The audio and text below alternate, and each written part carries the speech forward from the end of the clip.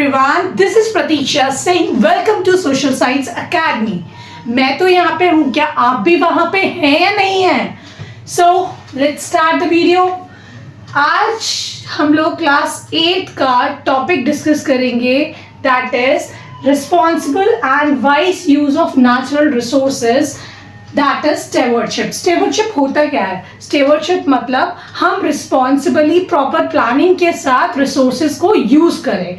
Under this heading जो हम लोग सब टॉपिक डिस्कस करने वाले हैं, that is restoration and regeneration of renewable resources. Restoration and regeneration ये वो टॉपिक्स है जो मैंने आपको ऑलरेडी पढ़ा रखे। अंडर दिस सब हेडिंग आज हम लोग दो एग्जाम्पल्स डिस्कस करेंगे, एक वाटर के बारे में और एक सॉइल के बारे में।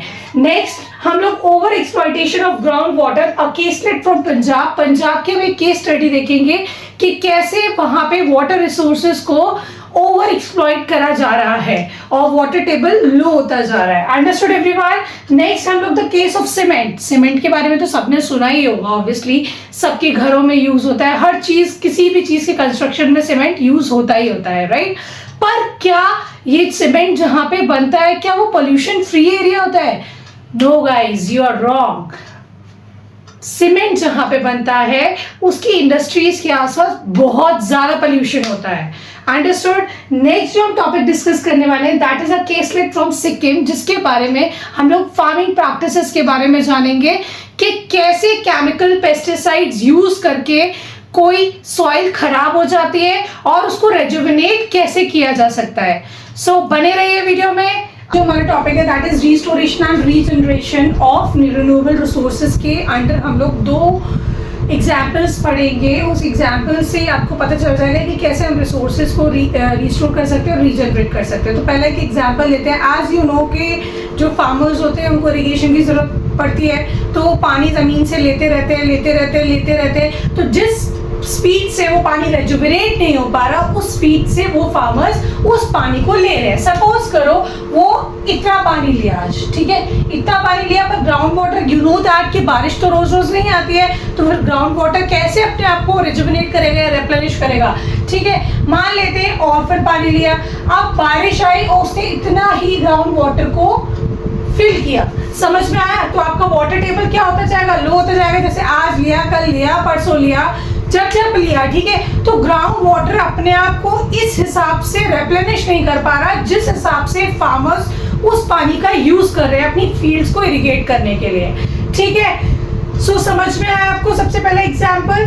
तो अब ये अंदाजा लगाया जा रहा है या फिर बोला जा रहा है कि नेक्स्ट फ्यू इयर्स पे ऐसा होगा कि बहुत सारी सिटीज में पानी की किल्लत आ जाएगी, मतलब लोगों के पास पानी होगा ही नहीं। समझ में आया? क्योंकि हमारा जो वाटर टेबल है वो लो होता जा रहा है।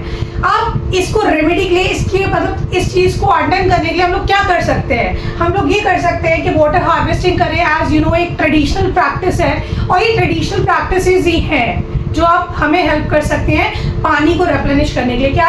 वाटर हार्वेस्टिंग, मतलब रेन वाटर आया, अपने बड़े बड़े टैंक्स, यू नो राजस्थान में होता है, जगह जगह ये प्रैक्टिस होता है, बड़े बड़े टैंक्स रखो, वाटर जो उसमें इकट्ठा होगा उस टैंक में, उसको आप मल्टीपर्पज के लिए यूज कर सकते हो। As you know that rain water is a fresh water, ठीक है। Rejuvenation of ponds and tanks, जो अब पॉन्ड्स एंड टैंक्स खराब हो चुके हैं, मतलब जिसमें मिट्टी, गंदगी, नॉट मिट्टी स्पेसिफिकली, गंदगी, पॉलिथीन्स वगैरह हो गए, तो उनको हटाया जाना चाहिए जिससे कि टैंक्स और जो भी पॉन्ड्स हैं वो और ज्यादा गहरे हो सके और उसमें फ्रेश वाटर जा सके, पानी भर सके और ग्राउंड वाटर क्या हो सके, उससे चार्ज हो सके। समझ में आया? नेक्स्ट हमारा cutting down wasteful consumption and etcetera. You know that कि हम लोग क्या क्या डेली की हमारी खुद की हैबिट्स ले लो, हम ब्रश कर रहे होते हैं तो पानी को खुला छोड़ देते हैं, हम लोग इतना पानी का वेस्टेज करते हैं। तो सबसे पहले तो हमें एक स्टेप लेना पड़ेगा कि पानी का कंजम्पशन जो है उसको थोड़ा, जितना भी वेस्टफुल कंजम्पशन है उसको हटाना पड़ेगा, उसको कट करेंगे तो पानी खुद ब खुद कम वेस्ट होगा। समझ में आया? So now our next example is improper use of fertilisers and pesticides. आपने ग्रीन रेवोल्यूशन के बारे में पढ़ा ही होगा, ठीक है। ग्रीन रेवोल्यूशन में HYV सीड्स यूज हुई थी, जो कि हम नेक्स्ट टॉपिक में डिस्कस करने वाले हैं। तो अभी चलो हम लोग ऐसे ही डिस्कस कर लेते हैं कि आपने सबने सुना होगा कि फील्ड्स को जैसे पानी की ज़रूरत होती है, ऐसी सीड्स को जल्दी ग्रो कराने के लिए हमें फर्टिलाइजर्स एंड पेस्टिसाइड्स भी यूज़ करने पड़ते हैं। बट आपको लगता है कि वो जो फर्टिलाइजर्स एंड पेस्टिसाइड्स हम यूज़ कर रहे हैं वो हमारी सॉइल की हेल्थ के लिए बहुत ज़्यादा अच्छा है?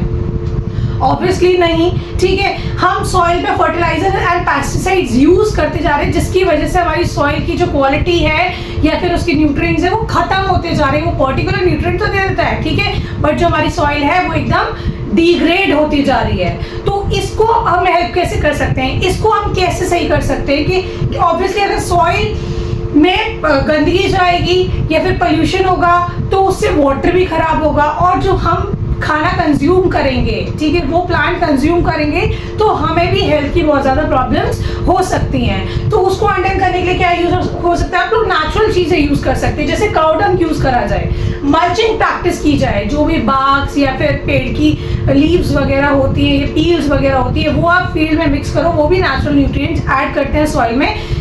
और सॉइल को थोड़ा टाइम भी दें रिजुविनेट होने का, रेप्लेनिश होने का। एक ही क्रॉप बार बार लगाते जाएंगे तो वो सॉइल उस पर्टिकुलर न्यूट्रिएंट में डेफिशिएंट हो जाएगी, ठीक है, समझ में आया?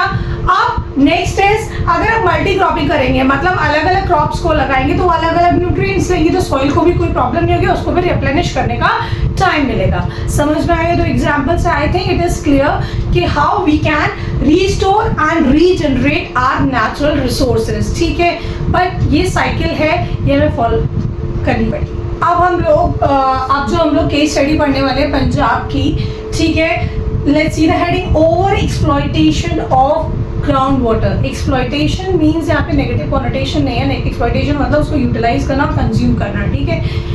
बट यहाँ पे लिखा है over exploitation, it is a negative word, के मतलब पंजाब के लोगों ने या फिर पंजाब में वाटर का ओवर एक्सप्लॉयटेशन हुआ। लेट्स सी कैसे। यू नो दैट 1960s के आसपास ग्रीन रेवोल्यूशन इंट्रोड्यूस किया था। Now it is your homework to tell me who is the father of green revolution, ठीक है। सो यहाँ पे उस ग्रीन रेवोल्यूशन के साथ HYV सीड्स इंट्रोड्यूस हुई थी वीट की, ठीक है। और पंजाब में सबसे ज्यादा वीट प्रोडक्शन होता है, एज यू पीपल नो, ठीक है। सबसे ज्यादा वीट प्रोडक्शन होता है, तो यहाँ पे खूब धमाकेदार गेहूं की खेती हुई। और उस टाइम पे पंजाब ने, आज भी हमारे पंजाब ने हमारे देश को सेल्फ सफिशिएंट बनाने में बहुत बड़ी भूमिका निभाई, ठीक है।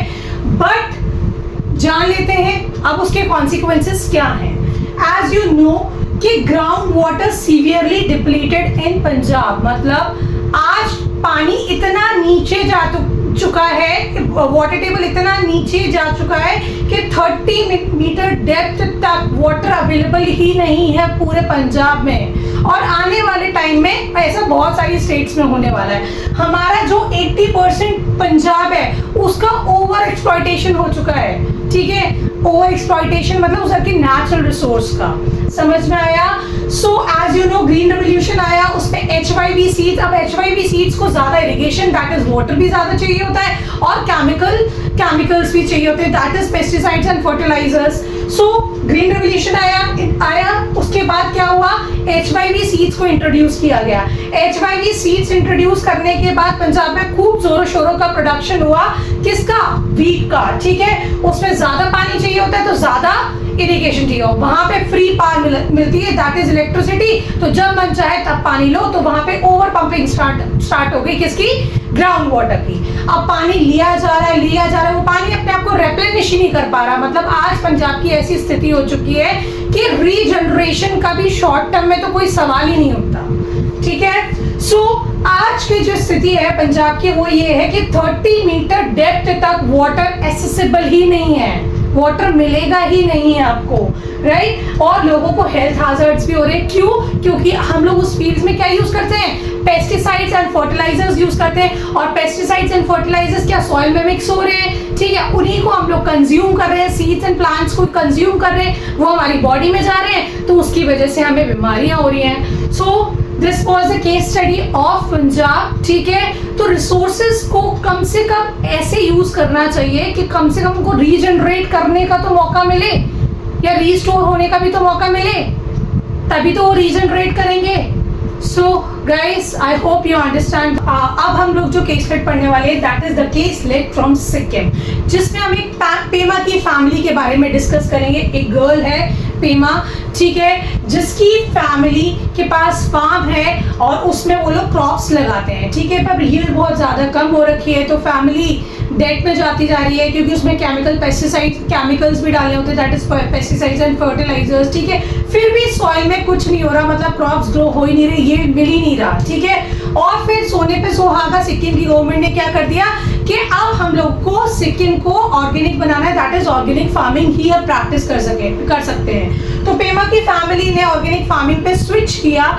तो इनिशियली जब उन्होंने उनकी यील्ड कमी थी, क्योंकि वो सॉइल क्या कर रही थी, अपने आप को रिकवर कर रही थी, जो इतने सालों से केमिकल्स यूज हुए हैं उस सॉइल में, उससे अपने आप को रिकवर कर रही थी, ठीक है। फिर 2-4 सालों में पेमा ने देखा कि अच्छी खासी यील्ड होने लगी, और आने वाले 5 इयर्स में देखो पेमा कितनी खुश है ना, ठीक है। उसकी कार्डमम, जिंजर बहुत ज्यादा होने लगी है, फिर ट्रेडिशनल वेजिटेबल्स जो भी वो लगाती थी वो बहुत अच्छे होने लगे, ठीक है, और बहुत ही हेल्दी स्टेट में, ठीक है। और वो अच्छे खासे प्राइसेस में भी जा रहे थे, मतलब उसको प्रीमियम प्राइसेस मिल रहे थे, अच्छा खासा प्रॉफिट भी हो रहा था। अब उसकी फैमिली डेट से भी निकल के आ गई, ठीक है। और वो लोग ऑर्गेनिक फार्मिंग भी यूज कर रहे हैं, जिसमें बहुत ज्यादा खर्चा नहीं आता। पर ऑर्गेनिक फार्मिंग में उन लोगों ने क्या क्या यूज किया, कंपोस्ट यूज किया, नेचुरल पेस्ट रिपेलेंट्स होते हैं, पेस्ट कंट्रोलिंग जो चीजें थी, जैसे कि green that is a Neem and garlic use करने लगे, ठीक है। मल्टी क्रॉप्स लगाने लगे। फिर धीरे धीरे उनकी क्या हुआ, 5 साल में खेती बाड़ी बहुत ज्यादा अच्छी होने लगी, ठीक है, और उनको अच्छा खासा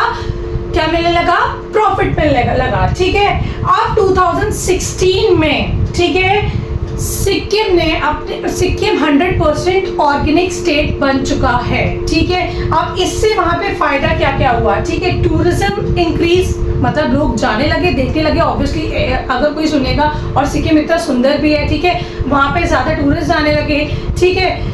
और वहां पे उससे उसकी इनकम बढ़ी सिक्किम की, ठीक है। प्लस फार्मर्स की भी इनकम बढ़ने लगी, क्योंकि एवरीबडी यू नो दैट कि आज के टाइम पे सब लोग ऑर्गेनिक वेजिटेबल्स ही कंज्यूम करना पसंद करते हैं, ठीक है। इसके एडिशन में मैं आपको एक वृक्ष आयुर्वेदा के बारे में बताती हूँ, that is ancient Indian botanical science, ठीक है, जिसमें कि सब कुछ मेंशन्ड है कि हम लोग प्लांट्स की कैसे केयर कर सकते हैं, किस प्लांट को, किस सीड को कितना पानी चाहिए होता है, या फिर किस सीड को किस टाइप की सॉइल में वो लोग ग्रो करेंगे, समझ में आया। तो वृक्ष Ayurveda, that is ancient Indian botanical science, ठीक है, ये सब मेंशन्ड है। तो इससे हम लोग ये अंदाजा लगा सकते हैं कि हमारा इंडिया शुरुआत से ही, मतलब एंशिएंट टाइम से ही बहुत ही ज़्यादा इंटेलिजेंट है। So guys, thank you for watching my video. अगर आपको पसंद आया हो तो एक बार लाइक करके बता देना।